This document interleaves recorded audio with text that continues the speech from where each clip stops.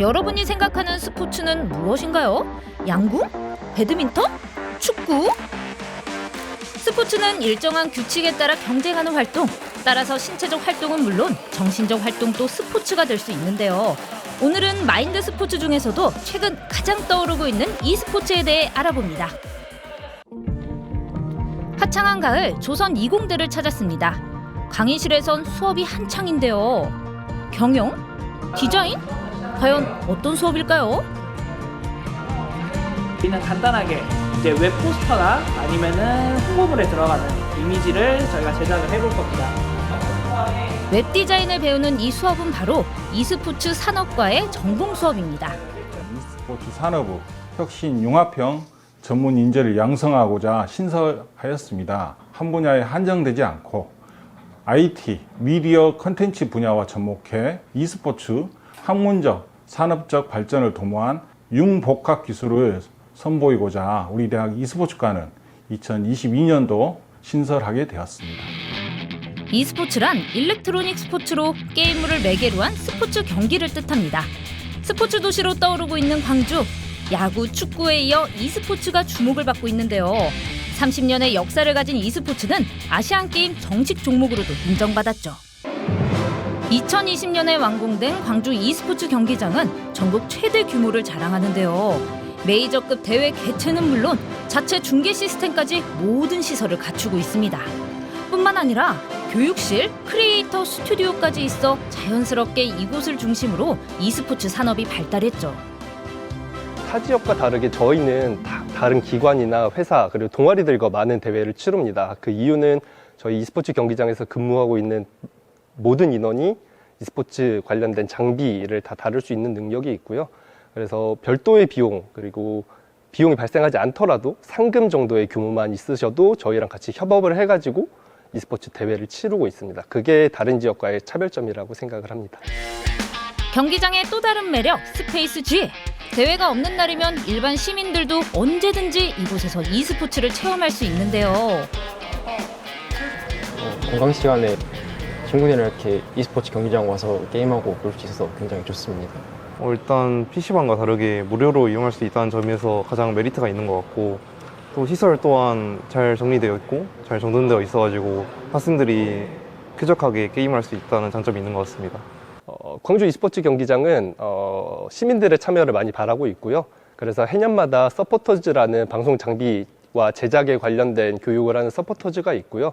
그리고 위메이드 e스포츠라는 시민 참여형 공모 대회가 있습니다. 누구나 이런 대회를 열고 싶다라는 기획만 있으면 저희가 예산을 지원하기 때문에 해년마다 열고 있으니 많은 참여 부탁드리겠습니다. 올가을에도 이곳에서 특별한 대회가 열렸습니다. 2024 빅골 캠퍼스 e스포츠 대회. 선수들뿐만 아니라 많은 관객들도 경기장을 찾았는데요. 시작 전부터 설렘과 긴장감이 가득합니다. 2024 빅거울 캠퍼스 e스포츠 대회는 조선대학교와 아시아 e스포츠 센터가 공동으로 주관하는 대회이고요. 광주 전남에 있는 대학생들에게 e스포츠를 통한 문화적 교류의 장을 마련하기 위해서 저희가 준비했습니다. 경기장이 학교 안에 있다 보니 지나가던 학생들도 오며 가며 자연스럽게 대회를 관람하고 다양한 부스를 체험할 수 있는데요. e스포츠를 통해서 다양한 어떤 관광, 유입의 어떤 그런 효과도 좀 볼 수 있었으면 하는 그런 목표가 있습니다. 경기 시작 전 선수 대기실을 찾았습니다. 프로 선수답게 각자 챙겨온 개인 장비들을 설치하고 있는데요. 가볍게 손을 풀며 긴장된 마음을 가다듬어 봅니다. 우승 유력 후보 전남과학대도 전략회의에 한창인데요. 일단 저희가 학교 안에서도 내부 연습실이 따로 존재하고, 그리고 선수들도 이제 밤 늦게까지 같이 다 모여서 함께 연습하는 공간이 제 이점이지 않을까. 일단 선배들도 대회 우승을 많이 했다고 들었고, 작년에도 대학리그 나가서 우승했다고 들었습니다. 저희도 그거를 이어받으려고 이번 대회 우승하기 위해서 열심히 노력하겠습니다. 선배님들과의 되게 좋은 추억을 쌓고 친구들과 동기들과 또 좋은 추억을 쌓으려고 참가하게 된 것 같아요. 8강은 쉽다. 쉽다. 예. 2001버스 화이팅! 드디어 경기가 시작됐습니다. 예선전부터 결승까지 하루 안에 치러지는데요. 긴 시간 진행되는 만큼 체력과 집중력이 관건입니다.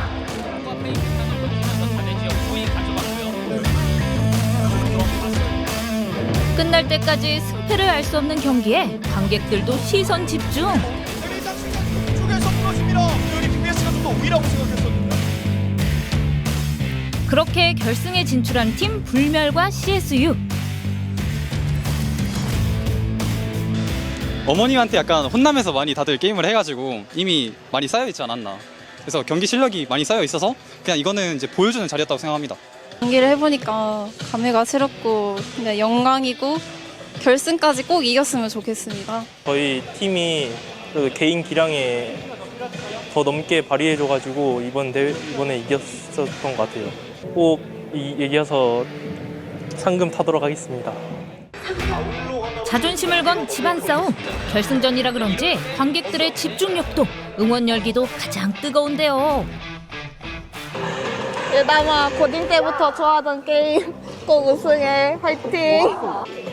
예담아, 난 너가 잘할 거라고 믿는다. 화이팅! 아이럼 오퍼레이터가 약간 애물단지가 돼버렸는데요. 그렇게 나쁘지 않은 게 사실이지만 네. 나쁜데요? 그러니까요. 이거 오퍼까지도 3킬.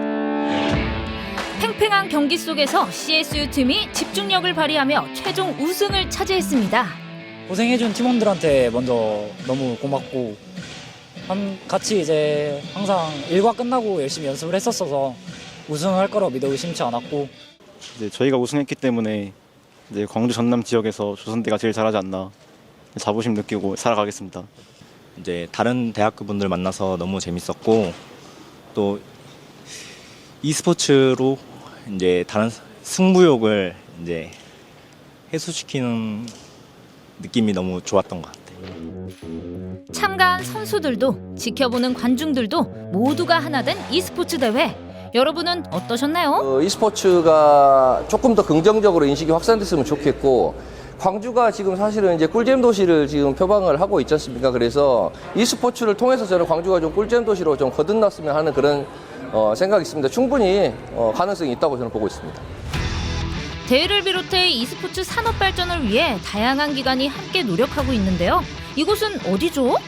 이제 일반 사람들과 그리고 학생들 그리고 장애인들에게 e스포츠에 대한 이 분야를 가지고 e스포츠 사업 활성화를 위해서 그 지원을 많이 하고 있습니다. 그 중에서 학교 e스포츠를 많이 지금 하고 있고요. 지금 현재 여러 학교 6개교 학교를 저희가 지금 e스포츠 기자재와 이제 교육을 지원을 하고 있습니다. 국제 교류부터 콘텐츠 제작까지 e스포츠 산업 발전에 힘쓰고 있는 센터. 특히 e스포츠의 주 선수층이 청소년이기 때문에 학교 교육 지원에 가장 큰 노력을 기울이고 있는데요. 학생들은 학업을 병행하며 프로 선수로서도 열심히 훈련하고 있죠. 광주공업고등학교는 전국 최초로 e스포츠 팀을 창단한 학교입니다. 그래서 지금 현재 e스포츠를 하고 있는 친구들이 많이 입단을 하기 위해서 더욱더 인기가 올라가고 있는 학교입니다. 시간의 흐름에 따라 새로운 산업이 등장하고 청소년들은 기존과는 또 다른 꿈을 꾸는데요. 우리 선수들 언젠간 국가대표로서 세계적인 대회에서 멋진 모습으로 만날 수 있겠죠? 자, 우리 광주공고 TGC 1군 팀 이번 영주 시장배 전국대회하고 북구청장배 정말 최선을 다해서 화이팅 한번 해봅시다. 화이팅! e스포츠를 배울 수 있는 또 다른 장소, 쌍촌동에 위치한 e스포츠 교육원입니다. 청소년은 물론 일반 시민들도 e스포츠에 관심이 있다면 누구든 이곳을 이용할 수 있는데요. 저희들의 슬로건은 청소년들이 꾸는 꿈 e스포츠로 만들어가자라고 하는 교육 슬로건 아래 저희들은 청소년 e스포츠 교육과 그다음에 청소년들이 건전하게 e스포츠에 대한 이해를 높이고 지역 e스포츠 산업을 성장시킬 수 있도록 하는 핵심 인력을 양성하는 기관으로서 역할을 담당하고 있습니다. 각종 대회는 물론 게임 크리에이터 교육, 진로 캠프까지 다양한 프로그램이 진행되고 있습니다. e스포츠에 대한 열정을 가진 학생들, 평일과 주말을 가리지 않고 열심히 훈련하고 있네요.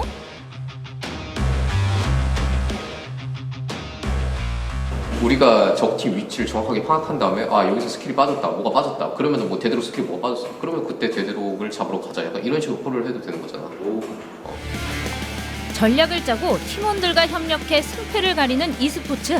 전문 교육기관까지 만들어지며 e스포츠 산업은 날로 성장하고 있지만 아직까지도 게임이 어떻게 스포츠가 될 수 있냐는 편견이 존재하는데요. e스포츠를 게임이다라고 하는 등가로 연결시키는 경우가 많은데 이 부분은 좀 앞으로 변해야 될 부분이라고 생각하고요.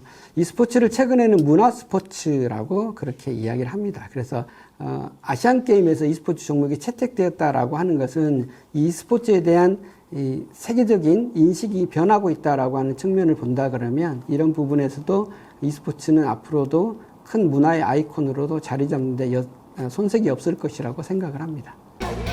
게임을 매개로 하기 때문에 공정한 규칙, 선수의 역량에 따라 달라지는 결과 e스포츠는 스포츠로서의 조건을 다 갖췄는데요. 해외에서는 교육계에서부터 e스포츠를 받아들이고 있다고 합니다. 글로벌 e스포츠 시장은 매년 20%의 규모로 빠르게 성장하고 있는데요. 따라서 변화하는 시대에 맞춰 e스포츠 산업이 성장한다면 우리 지역의 또 다른 먹거리 산업이 될 수 있겠죠? 우리 학생들이 e스포츠 분야는 다양합니다. 꼭 모든 게임 좋아하는 학생이 프로게이머가 될 수 있는 건 아닙니다. 그렇지만 e스포츠 분야는 너무나 광범위하기 때문에 e스포츠 분야에 여러분들이 찾을 수 있는 꿈을 분명히 찾을 수 있다고 생각합니다. 꿈을 가지고 열심히 하길 바랍니다. 무엇보다도 광주가 e스포츠와 관련된 여러 가지 인프라, 그 다음에 시설들을 가지고 있기 때문에 이런 여건들을 충분히 활용하신다 그러면 생활 스포츠로서 충분히 활용할 수가 있고 또 자녀분이 프로게이머를 꿈꾼다 그러면 저희들에게 오셔서 상담해 주시면 그 꿈을 이룰 수 있도록 저희들이 최선을 다하겠다 이런 말씀을 좀 드리고 싶습니다. 일반인들이 언제든지 e스포츠를 접할 수 있게 많은 프로그램이 갇혀 있습니다. 뭐 경기장 투어라든지 뭐 또 광주 스페이스지에서 PC 같은 걸 이용할 수 있고 마음대로 만일 광주에서 e스포츠를 하고 싶다면 진흥원과 저희를 찾아오시면 아주 쉽게 확실한 정보를 드릴 수 있습니다. 단순한 게임을 넘어 문화로 자리매김하고 있는 e스포츠. 그 중심에는 광주가 있습니다. 지속적인 관심과 끊임없는 노력을 통해 광주가 e스포츠 산업의 메카로 세계인에게 사랑받는 스포츠 도시로 성장하기를 기대합니다.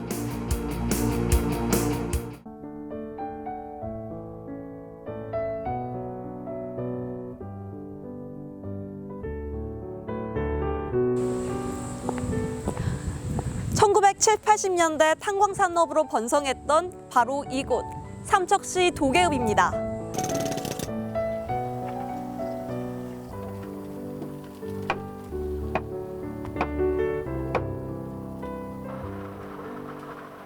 개가 10,000원짜리를 물고 다녔을 정도로 많은 사람들이 와서 호황을 누렸던 곳이라고 하는데요. 하지만 지금은 시대가 변하면서 예전과는 다른 모습이 됐다고 합니다. 사람이 넘치고 정도 넘쳤던 삼척시 도계읍, 그때를 아십니까?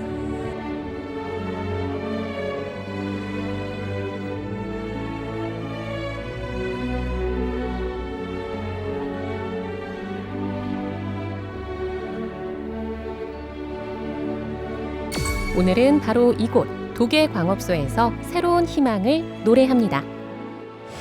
오랜 시간 광부 생활을 하셨잖아요. 네. 그러면 그 탄광이 딱 호황기던 시절, 잘 나가던 시절 모습을 매우 생생하게 기억하고 계실 것 같은데 혹시 말씀해 주실 수 있나요? 옛날에는 사람들이 일단 많았고 떠밀리다시피 이제 뭐 다녔다 해도 과언이 아닐 정도로 그렇게 사람들이 많았습니다. 그럼 광부로서 지금의 도계 모습이 또 많이 달라졌잖아요. 네. 그러면 지금의 도계 모습은 어떻게 바라보시는지도 궁금해요. 지금은 이제 그 석탄산업 이제 합리화 정책으로 이래 가지고 이제 생산량이 이제 감산되거나 또 인원이 감원돼 가지고 지금 현재로서는 지금 안타까울 뿐입니다. 저희 예전부터 이 도계광업소를 중심으로 시가지가 형성됐습니다. 도시계획도 이 중심으로 했었고 아마 저희들이 무의식 속에 저 길을 지나갈 때 아마 늘 우리 옆에 있던 그런 광산이었던 기분이 기억이었을 것 같은데 아마 지금 이제 폐광이라는 부분이 온다 그러면 그 시간이 나다 보니까 우리가 갖고 있던 어떤 그런 정신적인 부분에 대한 자괴감이 크지 않을까. 저희 삼척시에 다양스럽게 역동적으로 대체 산업을 준비를 하고 있는데 아직까지 저희 그 산업들이 어떤 자리 잡을 때까지는 상당한 시간적 여유가 그리고 정책적으로도 그 지원하는 부분이 아직 결정난 건 좀 미비하다 보니까 그 공백을 저희들이 어떻게 버텨내는 것이 지역의 경제를 종속시키는 방법들인데 아마 저희들은 이렇게 보고 있습니다. 기존에 있는 광산들이 기존 시설과 부존 자원도 있으니 대체 산업이 형성되는 그 시간까지 한시적이나마 생산할 수 있는 광산 특구를 지정되면 저희들이 경제적인 부분과 지역 공동화라는 부분을 상당히 많이 하지 않을까 하는 그런 기대감을 갖고 있습니다. 오.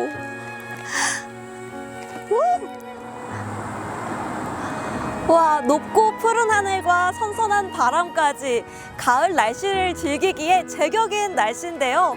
오늘은 이름 그대로 산골만 찾아가는 산골 음악회가 삼척 도계를 찾았다고 합니다. 오늘은 과연 어떤 운치와 낭만을 즐길 수 있을지 지금 저와 함께 만나러 가보실까요? 자, 음악회가 공개되기 3시간 전입니다. 먼저 다양한 앵글의 카메라와 지니집은 기본이고요. 음향과 조명까지 모든 준비를 완벽하게 마친 후 무대 위에선 가수 리허설이 한창입니다.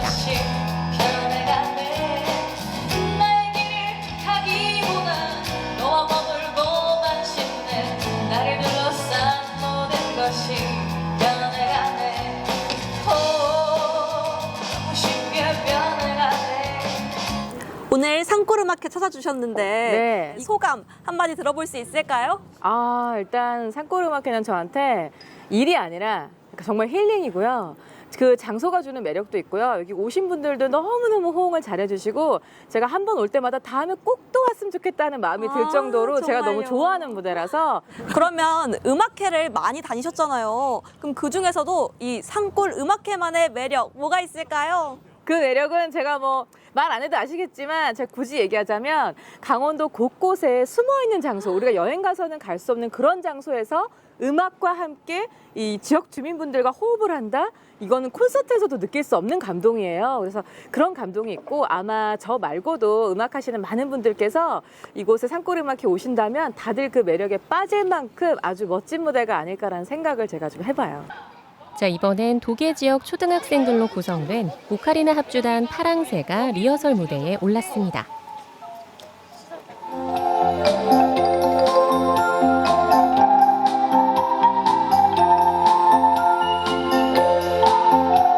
여자 강부는 장성 강업소에서 여자 강부 했고요. 강업소가 문을 닫게 되면은 우리 장성 같은 경우도 강업소를 6월 30일 날 닫았어요. 그런데 여기 도계도 내년에 닫는다고 하니까 너무 정말 아쉽고 안타깝고 여자 강부로서 또한 이제 자녀들도 이곳에서들 강부들이 전부 삶의 터전을 갖고 있었는데 이분들이 이제 떠나갈 생각들을 해야 되는데 활성화될 수 있는 방법이 있으면 좋을 것 같고요. 도계는 아시다시피 오늘 산골 음악회를 한 이 장소가 내년이면 이제 폐광을 합니다.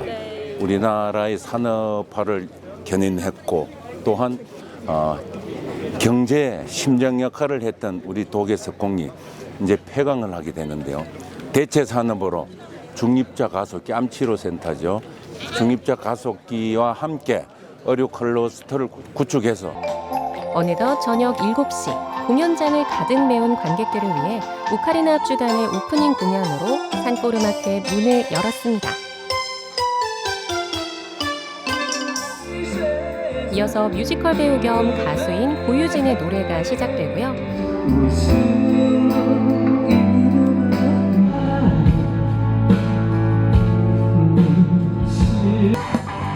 MC 이상미의 무대도 빼놓을 수 없죠.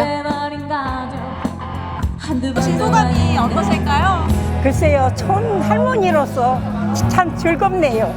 이런 거 처음이거든요. 생전 처음이에요. 처음이세요? 네. 생전 처음이라 가지고 모든 게 다 즐거워요. 전부 즐거우세요? 네, 모든 게 다 즐거워요. 명품 보컬리스트 조장혁의 공연으로 분위기는 이미 최고조입니다. 이런 공연이 자주 와서 자주 열려서 주민들과 함께 흥겹게 놀았으면 좋겠습니다. 그녀를 세 번째 만나는 날 우리들의 영원한 젊은 오빠 이상우까지 전 세대를 아우르는 가수들이 총출동했습니다. 이런 작은 마을에서 행사를 한다는 게 너무 기쁜 마음으로 왔고요. 너무 좋네요. 엄마하고 같이 왔거든요. 네, 오늘 즐거운 시간 가져서 너무 행복합니다. 이런 문화 행사 옆에서 즐길 수 없었는데 이런 기회 많이 주셔서 너무 감사하고 너무 즐길 수 있어서 행복했습니다. 사실 저는 광업소가 어떤 데인지 잘 모르고 자랐죠. 저는 그냥 도시에서 자랐고. 하지만 만약에 이 광업소가 문을 닫게 되면 이 지역 주민들한테 그 경제적인 타격이 올 수도 있다는 얘기가 있다고 그래서 그게 좀 많이 염려되고 어떤 식으로든 좀 좋은 방안이 나왔으면 좋겠어요.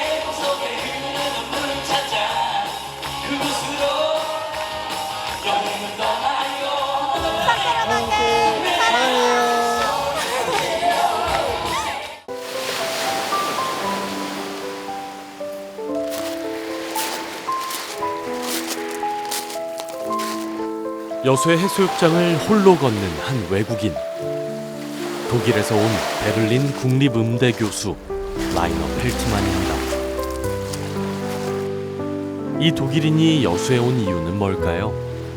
Josu ist für mich eine zweite Heimat geworden. Und immer wenn ich nach Hause zurückkehre, dann bleibt ein Teil meines Herzens hier. Josu야 사랑해. 여수를 사랑하게 된 펠트만 교수의 이야기를 시작합니다.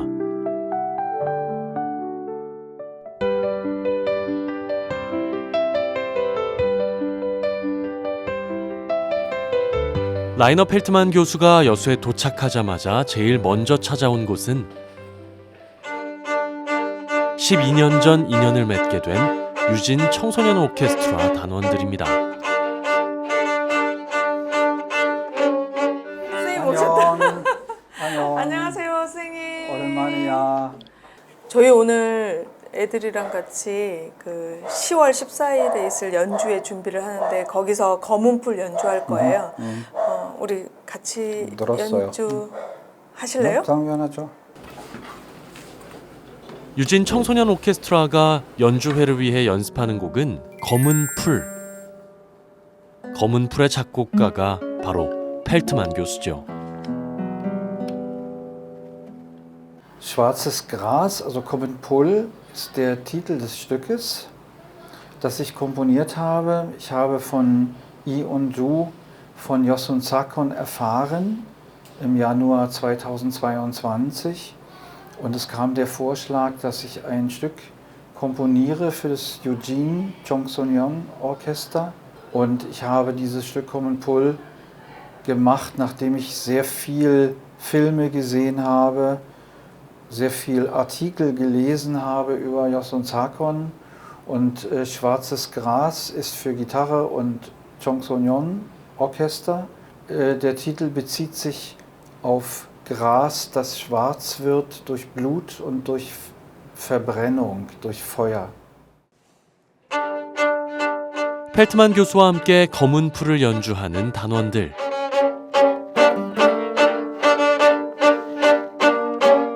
검은 풀은 여순 사건의 역사적 사진을 보며 펠트만 교수가 만든 곡인데요.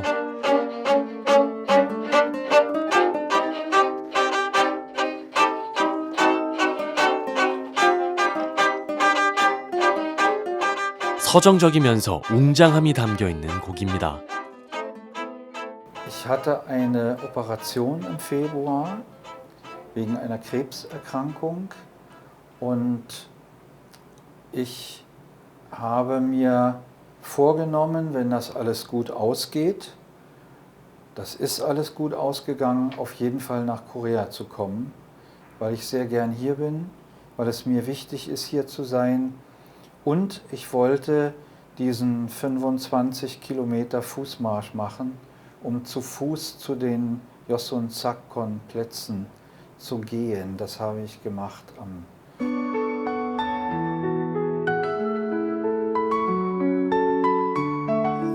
벌써 7번째 여수를 방문하는 펠트만 교수는 그만큼 여수에 대한 애정이 깊습니다. 여수의 많은 곳을 둘러봤지만 이번에 여수에 오면 꼭 다시 한번 가보고 싶은 곳이 있었습니다. 안녕하세요. 안녕하세요. 다시 만나서 예, 반갑습니다. 예, 예, 여기가 예, 형제묘입니다. 만성리 형제묘. 알아요. 예, 이미 왔어요. 예. 이 그림도 제가 그렸습니다. 야, 예. 잘 했어요. 예. 요 위로 한번 올라가 보시고요. 예.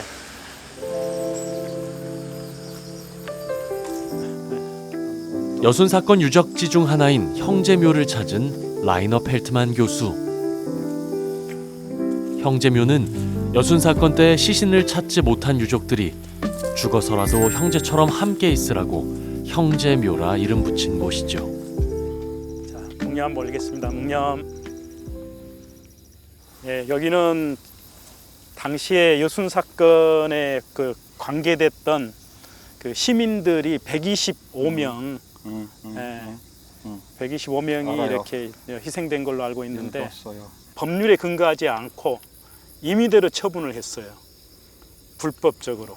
이게 법이 없는 거죠, 아예. 예, 계엄법이 없는데 계엄령이 발동을 했고 그 상황에서 이 125명이나 되는 많은 사람들이 이렇게 희생된 걸로 알려져 있어요. 그런데 정확한 사실은 아직도 분명하지 않습니다. 알겠습니다. 예. Das ist besonders wichtig. Es gibt auch in Bezug auf den deutschen Hitlerfaschismus einen Ausspruch unseres deutschen Bundespräsidenten Walter Steinmeier, der sagte, die Gefahr geht vom Vergessen aus. Wir dürfen nicht vergessen. Kiok Heya Tweo Hangsang. 형제묘를 둘러본 후 또 다른 여순 사건의 현장을 찾았습니다. 이곳은 서시장 인근에 있는 서초등학교인데요. 서초등학교는 일명 손가락총이라 불리는 학살 장소입니다. 이렇게 전체 시민들을 모아놓고 이 중에서 군인들 편을 들었던 그 우익 인사들을 이렇게 선별한 다음에 손가락으로만 이렇게 가리켜도 죽을 사람들로 이렇게 분류가 돼 버린 거죠. 그래서 이걸 손가락총. 알겠습니다. 한번 학교 안으로 들어가 보시죠. 예. 여수에 올 때마다 여순 사건 관련 유적지를 답사했던 펠트만 교수. 손가락총 이야기는 알고 있었지만 실제로 서초등학교에 온 건 처음입니다. 일단은 이렇게 많이 모여 있을 때 공포 분위기를 조성하기 위해서 한 몇 사람을 갖다가 이 학교 뒤로 데리고 가서 그냥 총살시켜 버리는 거예요. 그러면 전체가 침묵할 거 아니에요. 이 학교 운동장에 모였던 수많은 사람들이 그걸 지금도 기억하고 있는 거죠. 처음에 이 공포 분위기를 만들기 위해서 이렇게 사람 죽일 때는 그냥 제대로 사람을 뭐 선별하는 것도 아니고 법이 있었던 것도 아니고 무법천지가 된 거죠, 군인들은. 미국의 기자 칼 마이던스가 바라본 여순 사건. 시내에는 사격 소리가 울려 퍼지고 진압군의 방화로 여수는 불탔습니다. 하지만 시민들은 눈물만 흘릴 뿐 단 한 번도 소리 질러 보지 못했죠. 여순 사건은 삶과 죽음이 순식간에 결정됐던 공포의 사건이자 가슴 아픈 역사입니다. Da gibt es sehr viele Parallelen. Das Fingergericht bedeutet, dass jemand angezeigt wird ohne Gerichtsverfahren. Und das gab es hier auf diesem Platz. Die Leute wurden sofort erschossen. Und in Deutschland gab das auch. Die wurden angezeigt bei der Stadtverwaltung und wurden inhaftiert und auch ermordet. Und das ist etwas, was ihr aufarbeiten müsst in Korea, so wie die Deutschen aufarbeiten müssen, was in Deutschland passiert ist. 끔찍한 학살 이야기를 듣고 나니 여순 사건의 시작, 14연대의 주둔지가 궁금해졌습니다. 이 시설들은 당시 48년도에 만들어 놓은 시설 그대로입니다. 지금도. 예, 다 이런 낡았잖아요. 예. 여기에는 뭔가 문이 있었겠죠. 내부에가 이렇게. 이게 뭐예요? 워터탱크. 야, 오케이. 이 안에 이제 사람들이 이렇게 와요. 방공호나 대피했을 경우에는 이 안에 물을 넣어서 와요. 식수로 사용해야 되니까 워터탱크로 사용한 걸로 보여요. 이곳이 이제 창고의 이제 역할을 했던, 지금 알려지기로는 탄약고, 무기 탄약고로 쓰여진 걸로 그렇게 지금 알려져 있습니다. 1948년 여순 사건을 일으켰던 14연대. 한국화약공장 내부에 있는 14연대 주둔지는 이제 무기고로 쓰였던 동굴과 굴뚝만 남았습니다. 제가 이제 오늘 안내해드릴 곳은 이제 이 정도일 것 같고요. 많이 감사합니다. 많이 감사합니다. 다시 올 거예요. 다시 오면 올게요. 꼭 저 불러주세요. Ja, 많이 감사합니다. 예, 너무 감사합니다. 건강하세요. 예. Ja, es ist ein merkwürdiger Ort. Ich finde, es ist ein Ort, wo man Geschichte anfassen kann. Und für mich ist das interessant zu sehen, wie sich das Bild vervollständigt. Also viele verschiedene Orte zu sehen von Yosun Sakon. 푸른 눈의 외국인이지만은 한국인의 감성과 너무 닮아 있고요. 여순의 아픔을 제대로 이해하시는 분이구나 하는 그런 생각을 하게 됐습니다. 또 다음에 오시면은 또 꼭 또 만나기로 했으니까 더 좋은 작품을 가지고 한국을 찾아주리라고 믿습니다. 여순 사건과 관련된 곡을 만들 만큼 여순 사건에 관심이 많은 펠트만 교수. 어쩌면 독일의 아픔과 여순 사건의 아픔이 닮아선지도 모르겠습니다. 무고하게 희생된 희생자들을 위해서라도 여순 사건의 진실이 제대로 끝까지 밝혀지길 바랍니다. 저희도 잘 알지 못하는 이런 여순 사건을 가지고 이렇게 연주할 수 있는 곡도 만들어 주시고 또 혼자서 기타도 쳐주시니까 정말 대단함을 느끼는 것 같습니다. 건강하시라는 말 꼭 하고 싶어요. 저희 선생님, 펠트만 선생님 항상 한국에 늘 1년에 한 번씩, 2년에 한 번씩 오시는데 더 많이 오셔서 더 많은 걸 보고 우리의 얘기를 전 세계에다가 해주셨으면 좋겠어요. Ich möchte mit Musik immer Emotionen wecken. Aber, weil ich selber Emotionen habe. Aber ich möchte vielen Leuten, die einen großen Schmerz noch immer empfinden, damit sagen, dass jemand, der weit, weit weg lebt auf der Welt, trotzdem an sie denkt und hilft, dass das nicht vergessen wird. 우리는 가끔 먹고 사는 게 바빠 나를 잊고 살아갈 때가 있죠. 오늘 여기 80평생 내 이름 석자 대신 누군가의 아내, 엄마, 며느리로 살아온 어르신들이 있습니다. 제 이름은요 현옥희고요. 이 작품은 착한 어른이라고 내가 제목을 붙였는데요. 잘 됐어요? 저는 김순영입니다.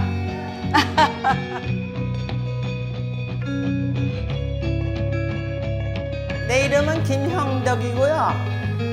좀 그렇네요. 생전 안 해봐도 해보니까 좀 떨리네요. 평생을 온갖 집안일에 또 밭일에 손에 굳은 살 백인 우리네 어머니들에게 누구 엄마가 아닌 온전한 당신의 이름을 써내려가는 특별한 외출이 지금 시작됩니다. 강원특별자치도 원주시 신림면 가을비 오던 어느 날 현옥희 할머니 댁에 손님이 찾아왔는데요. 바로 접니다. 아이고 어머니 나와 계시네. 어머니 안녕하세요.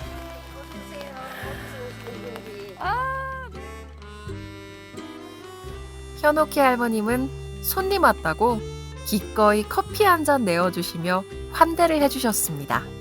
그런데 저의 눈길은 식탁 위에 걸린 그림에 머물렀는데요. 그러고 보니 집안 곳곳에서 손수 그린 그림들이며 작품들이 눈에 띄더라고요. 이번 여름 현옥희 할머니는 틈만 나면 색을 칠하고 그림을 그려오셨다고 합니다. 처음 붓을 잡게 된 할머니에겐 그야말로 신세계, 그림 그리기 매력에 마음을 빼앗겨 시간 가는 줄 모르고 연신 붓을 움직여왔다고 합니다. 진짜 예술이 어디 멀리 있는 게 아니라 그냥 이렇게 가까이 있는 게 예술이잖아요. 근데 또 한중에 이게 제일 재밌어. 그러면 여기 어머니는 이렇게 다 그리고 나서 내가 했다 이러고 이름도 쓰세요, 한켠에? 이름도 쓰죠. 이름도 쓰죠. 현옥희. 예술이 뭔지는 모르겠지만 아름다움을 남기는 것, 당신 자신이 즐거워한다는 걸 그림을 그리기 시작하면서 당신 마음을 알게 되었다는 할머니. 이거는 뭐 남아있잖아, 내 작품이. 딴 거는 뭐 그냥 그 자리에서 저거 하는데. 붓의 움직임도 과감하고 색도 과감하게 표현할 수 있었던 할머니는 나를 표현하는데 거침이 없으시더라고요. 그런데 이 그림을 어떻게 배우게 되신 걸까요? 요번에 이 미술 공부를 제일 좋아한다고 그래갖고 한 달 또 연기한 거 아니에요. 7월 달에 했는데. 처음부터 자신 있었던 건 아니었습니다.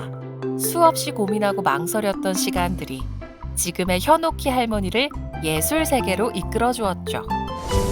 할머니의 자신감뿐만 아니라 이름을 찾게 해준 이들이 누군지, 그래서 저의 발걸음은 그들이 있는 곳으로 향했는데요.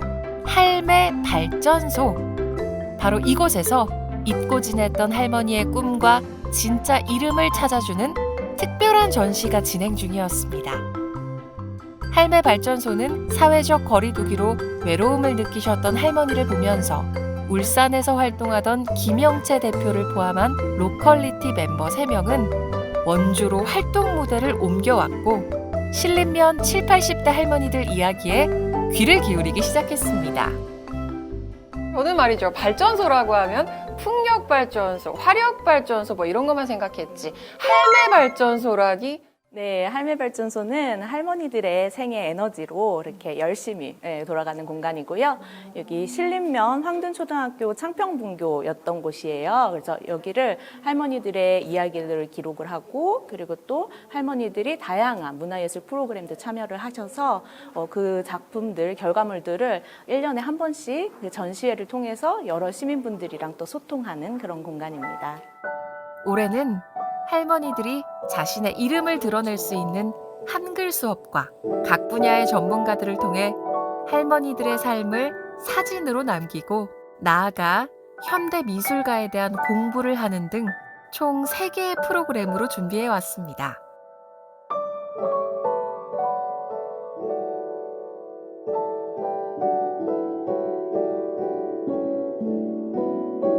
저희가 할머니들의 굉장히 다양한 작품들이 있는데 저는 특히 요거를 한번 보여드리고 싶습니다. 고구마 아닌가요? 네, 맞습니다. 한글을 재밌게 배울 수 있고 나아가 그 배움을 예술로 표현할 수 있도록 고구마도 특별 출연을 한 것이죠. 어떻게 할머니와 예술을 연결을 할 생각들을 했는지 그런 것들을 외부에서 많이 물어보시더라고요. 근데 어떻게 보면 이 밭농사라든지 집안일이라든지 그런 것들을 굉장히 오래된 숙련된 기술을 가지고 계신 거잖아요. 그래서 할머니들의 깊은 생각과 철학 그리고 그 오래된 숙련되어 있는 그 기술 그런 것들이 그냥 그 예술이라고 생각이 됐어요. 텃밭에서 작물을 심는 것도 다 또 다르시거든요. 스타일도 다르시고 그게 하나의 저마다의 우주인 것 같았습니다. 평생을 신림 마을을 떠나지 않고 농사만 지었지만 그 안에서 우주를 들여다본 할머니들. 생명의 소중함과 자연의 섭리를 자연스럽게 알아가고 살아오는 동안 쌓아온 삶의 지혜를 예술로 승화시킨 할머니들의 작품이 전시된 것이죠. 이수지 작가가 이 여름이 온다를 작업을 할 때 비발디 사계를 들으면서 했대요. 그래서 저희가 비발디 사계 중 여름을 들려드리면서 여름의 정취들을 마음껏 표현했던 작품인데요. 이게 의도 자체도 너무 좋은데 이 결과물인 작품들이 너무 예술적이다 보니까 오늘 제가 이렇게 감수성이 막 이만큼 이보다 더 커질 수가 없어요, 지금. 사실 여름 그 비발디 사계 중에 여름을 틀었는데 할머니들이 시끄럽다 그래서 바로 또 트로트로 변경을 했던. 한 걸음 한 걸음 할머니들의 발길이 할매발전소로 모여들기 시작했습니다. 바로 이날 전시회 개막식이 있기 때문인데요. 현옥희 할머니는 자신의 작품을 보며 어리둥절하면서도 기분이 좋으신지 작품에서 눈을 떼질 못하시더라고요. 이 순간 할머니들이 화가로 탄생한 시간인 것이죠. 나 태어나가지고 미술이라는 거 몰라. 근데 이건 난생 처음 그렸어요. 맨 처음에 이거를 이제 그리라고 주는데 시험지 받아드는 거 마냥 깜깜해. 아무 생각도 안 나. 그래서 이렇게 또 한 몇 번, 한 서너 번, 너댓 번 그리다 보니까 아, 나도 이렇게 하면 할 수 있겠다.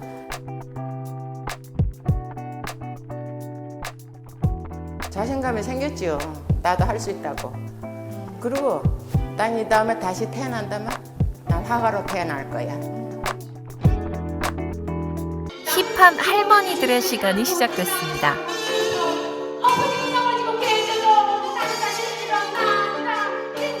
표전 국악팀의 공연. 지금까지 열심히 살아오신 이 땅 위의 모든 어머님들을 응원해주듯 어깨가 들썩들썩 행복한 시간으로 여행을 떠나가 봅니다.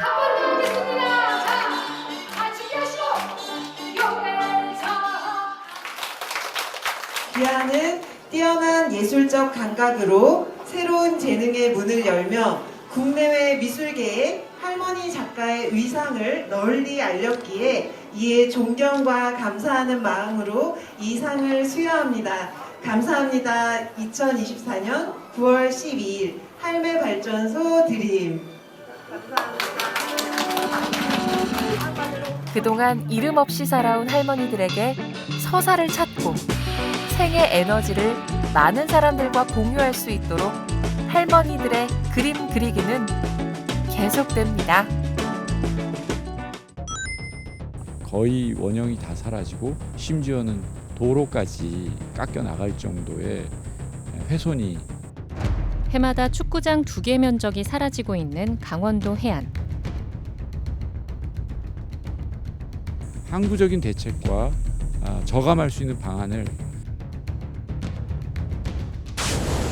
오늘은 동해안 해안 침식 현황과 저감 방안을 함께 짚어봅니다.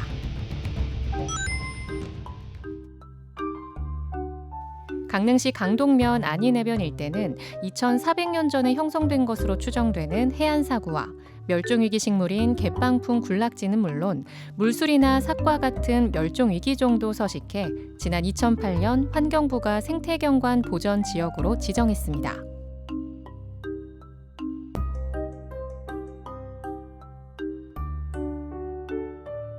그런데 최근 2, 3년 새 해송과 갯방풍이 있던 해안사구가 사라지고 있습니다.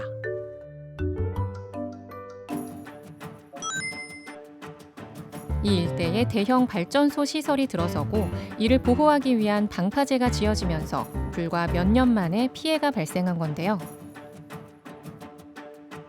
강릉시 강동면 안인해변. 이곳은 2,400년 전 형성된 것으로 추정되는 해안 사구였습니다. 갯방풍, 갯맥꽃 등의 식물은 물론 물수리, 삭과 같은 멸종 위기종도 서식해 지난 2008년 환경부가 생태경관 보전 지역으로 지정했습니다. 생태학적 교육의장으로 쓰일 수 있는 해안사구가 훼손된 겁니다. 모래는 이미 대부분 사라졌고 큰 파도를 막기 위한 돌덩어리들만 놓여 있습니다. 심각한 해안 침식이 진행되고 있는 겁니다. 이곳은 동해안에서도 거의 유일에 가까운 원형의 사구가 있던 곳이고요. 그래서 환경부의 생태경관 보전지역으로 지정돼 있는 우리나라 사구 중에서도 드물게 보전적 가치가 매우 높은 그런 사구였는데 최근에 이제 이 화력발전소 공사로 인해서 이 사구가 급속도로 약 2년 사이에 거의 원형이 다 사라지고 심지어는 도로까지 깎여 나갈 정도의 2,400년간 지켜온 안인 해안사구가 개발 논리에 밀려 빠르게 사라지고 있습니다. 최근 이 바다에 무슨 일이 벌어진 걸까요? 지금 이제 아시다시피 이제 금성강이 일단 도류제가 나와 있었고요. 그런데 저 앞에 이제 우리 이안 방파제를 하는데 저걸 이제 기초를 하기 위해서 약간 굴착을 하게 되는 거예요. 굴착을 하게 되면 어마어마한 양의 모래를 갖다가 파게 되는 거죠. 그러면은 이 수심이 점점 급해지는 거예요. 그러면 여기 있는 모래가 내려갈 수밖에 없고, 그걸 막기 위해서 여기에도 이제 잠재를 하게 수중 방파제죠. 설치를 하게 되니까 저희가 에너지가 약해지는 거예요. 그러다 보니까 저기서 고파랑이 와서 좀 어느 제어를 해주니까 저 부분은 해안선이 전진을 하게 되는데, 그런데 주변에는 항상 2차 침식이 발생한다는 거예요. 지금 저 이안 방파제가 완공이 되니까 저기 또한 어마어마하게 그 모래가 이제 퇴적이 되는 거예요. 그러다 보니까 요 중간 지역이 아주 취약하게 된 그런 원인으로 이제 침식이 발생하고 있는 겁니다. 동해안의 경우 겨울엔 북동쪽에서 강한 파도가 들이치며 모래가 깎였다가 여름엔 남동쪽의 약한 파도가 모래를 일정 부분 쌌습니다. 하지만 방파제 때문에 이 지역은 모래가 깎이기만 하고 다시 채워주진 못한 겁니다.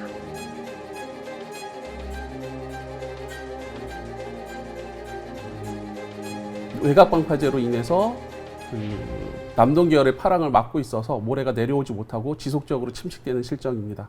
보시다시피 여기가 이렇게 그 이안 방파제가 들어섰잖아요. 물론 이제 어떤 지역 경기라든가 어떤 국가 산업 이런 차원에서는 방파제가 뭐 필요할 수도 있어요. 그런데 이런 국가 뭐 경제나 이런 측면에서는 할 수도 있지만은 또 이러한 자연 또한 사람이 살아가는 거 우리 같이 더불어 살 수 공존해야 되는 그러한 이 자연이라는 거죠. 그렇게 됐을 그런 관점에서 봤을 때는 이 자체를 갖다가 좀 더 환경 친화적이고 좀 더 이제 고민을 해서 여기서 대응을 했어야 된다는 거죠. 해안 침식 원인을 보다 정확히 규명하고 체계적인 대응책을 마련해야 하는 상황인데요.